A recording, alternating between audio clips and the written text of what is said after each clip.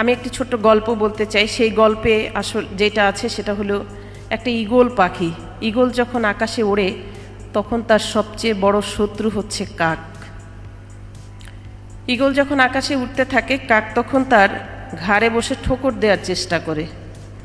আর eagle যেটি করে, কাকের সাথে ঝগড়াঝাটি করে, পরিশ্রম না করে, সময় নষ্ট না করে, তার মেধা খরচ না করে সে আরও উপরের দিকে ডানা ঝাপটিয়ে উঠতে থাকে। ঈগল যতই উপরের দিকে উঠছে, কাক ততই নিঃশ্বাস নিতে না পেরে নিচের দিকে নামছে।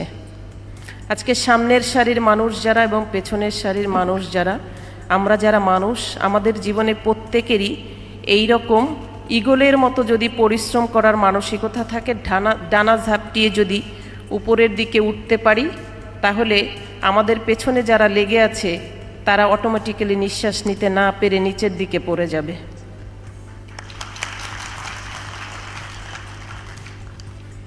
আমাদের প্রত্যেক মানুষকেই ফলো করতে হবে ঈগলের মতো পরিশ্রম করার একটা মানসিকতা, তাহলে আমরা সামনে এগিয়ে যেতে পারবো। আজকে যারা নবীন অফিসারবৃন্দ, তাদের সম্পর্কে শুধু একটু বলতে চাই, আপনি এদেশের আলো বাতাস মাটিতে বড় হয়েছেন।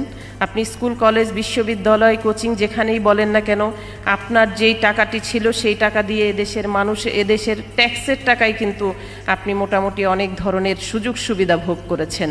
আপনি যখন আপনার কর্মস্থলে যাবেন তখন চেষ্টা করবেন এদেশের লুঙ্গি পরা মানুষটিও যেন আপনার কাছ থেকে সেবা বঞ্চিত না হয়।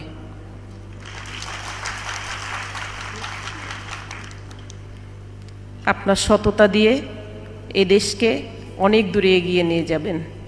পিছনের সারিতে যারা আছে তাদের উদ্দেশ্যে শুধু বলা, সেটি হলো সময়কে সুন্দর ব্যবস্থাপনার মাধ্যমে আপনিও হতে পারেন সফল মানুষদের একজন।